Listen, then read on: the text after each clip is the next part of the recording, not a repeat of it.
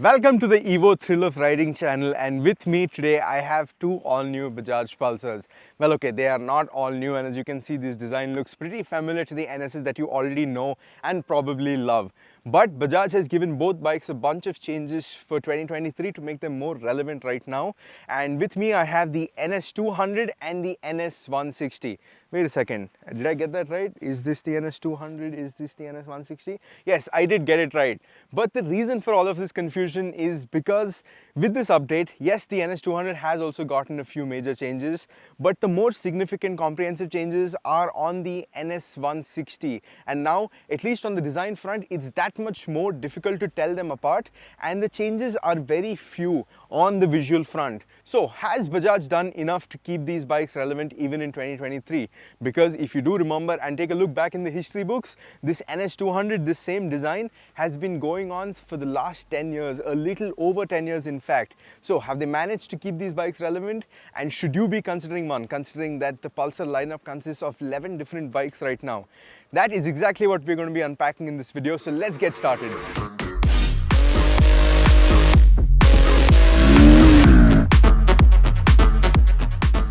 On the design front, Bajaj has taken the if it ain't broke, don't fix it method, because visually the bike looks virtually the same as it always has. Yes, there are the obvious few changes, that is the upside down forks and the new wheels and brakes that have been picked off of the Pulsar 250s, and this is more of a major change for the NS160 because it now gets the same wheel sizes as the NS200, meaning fatter tires and bigger brakes, which gives it a bigger bike feel than it actually is.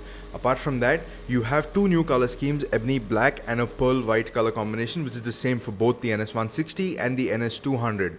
And the next notable change is to the instrument cluster, which now features a distance to empty and a real-time fuel economy meter, and also shows you which gear you're in. Right, now with the design bits out of the way, let's get into the meat of the matter, the place where both of these bikes have received the significant updates. Now, as you can probably already tell, both of these bikes get upside down forks. Yes, these are bespoke, brand new upside down forks that have been developed just for these two motorcycles. They haven't been taken from the parts bin of any other bike like the Dominar 250 or anything as such. These are slightly skinnier in their diameter, but what they do add to the bike is a lot of front end feel and a lot of stiffness. Now this stiffness, I don't mean harsh, hard stiffness that you'd expect from a badly set up suspension. This in fact is quite pliant and it rides really well over a lot of the undulations. Now I need to make it clear that both the suspensions are running the same identical setup, and apart from that, what also is common on both these bikes and is new is the braking system. The front and rear brakes have been lifted off of the Pulsar 250 series along with the ABS, dual channel ABS system as well. So now finally the NS200 and the NS160 does get dual channel ABS, and this is standard fitment. There is no variant which has a single channel ABS option. So in my opinion, on the safety front, that is great. Now let's get back to the suspension. So as I said, this does add a lot of feel to the front end of the motorcycle. Not that the NS lacked much to begin with, but it just takes that whole feeling one step further. Along with the brakes, Bajaj has also picked up the wheels from the 250 series and added these here. And if you remember, the key highlights of the 250s were that the wheels are significantly lighter than the previous generation NS. So that's around roughly 1 kilo of unsprung mass that's been saved in the weight of the wheels alone. Apart from that, on the NS200, Bajaj has managed to shave off a total of 3 kilos courtesy of the new suspension setup, the new brakes and the new wheels, and small other bits and bobs there. Now, coming back to the handling, the lighter front, the lighter wheel and this new suspension setup translates to a bike that responds to steering input that much quicker than earlier. You can turn in a lot faster and the bike still feels stable and planted while doing so.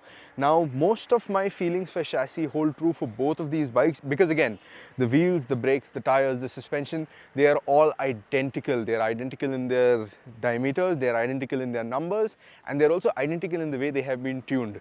So there's not that much separating the two right now. The only real difference is the engine performance and the lack of weight. Like this, the NS160 does weigh a little lesser because of the smaller engine. That's pretty much all that's setting these two bikes apart at this point of time. And now in terms of handling, we did get a few laps at the Bajaj Chakan testing facility on the NS200.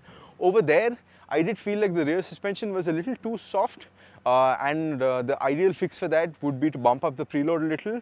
But out on the streets, without having changed the preload settings on the track, This does perform rather well. It soaks up most of the undulations without unsettling the bike.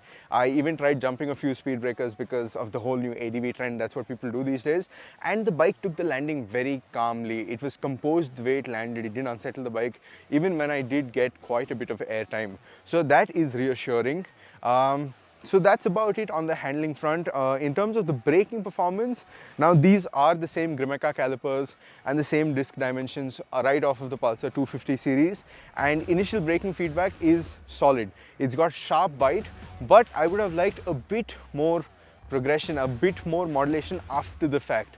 So the bike, like I said, it is sharp when you grab onto the lever, but after that I would have liked a little more braking.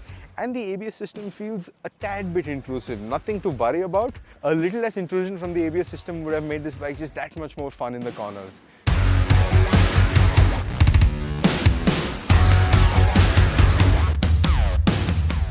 Right, now let's talk about the engine and the performance. Honestly, there's not much to talk about because these parameters Bajaj has left unchanged. So this is essentially the same BS6 engine that was the last update that the NS got before this. This is the same engine. So you have the same performance figures and everything. Mileage figures might vary with the difference in weight, but that is something that we will be able to test only in the real world.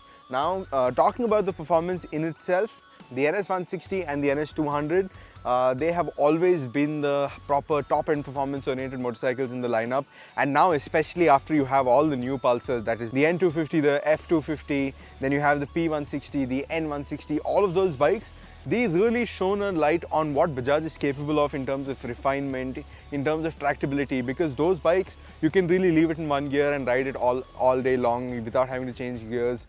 Very little to no vibrations to speak of, and to that end these do stand out in that crowd of engines. To really get going, to really get that gust of performance, you really need to ring the throttle, get it past 5,500, and that's when the surge of acceleration actually does begin. So to that end, these two still remain the performance bikes of the catalog. Refinement wise, of course, the refinement levels on both of these bikes are acceptable, but they're nowhere near as polished or sophisticated as the other bikes, the newer recently launched bikes like the P150 or the N160 for that matter. But overall, if you want the performance based bikes, I think these two still are the bikes to beat in the class of Pulsars that are available in today's day and age.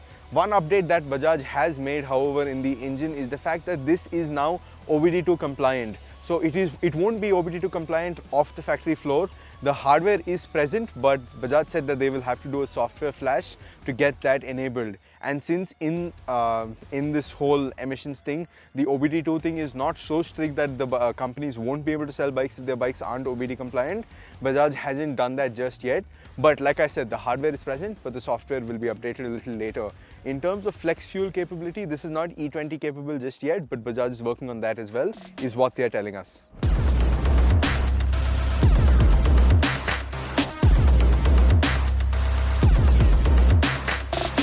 Right, now let's talk about the important stuff, prices.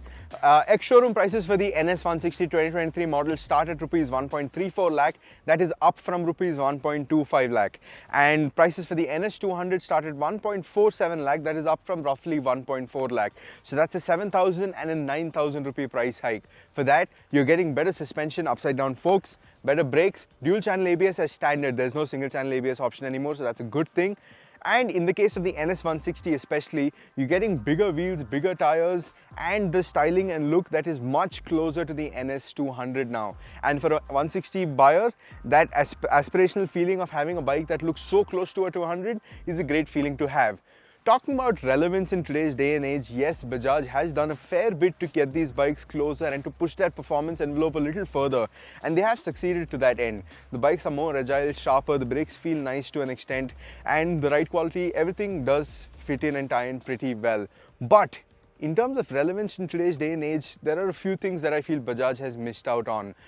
Starting with the instrument console. Now yes, an analog tachometer obviously does get everyone's juices going, but in today's day and age, on these segment of bikes and even a segment lower, there is some or the other level of connectivity features in all of the competitor bikes. So that is a miss in my opinion. And the second and most important thing is the lack of an LED headlight.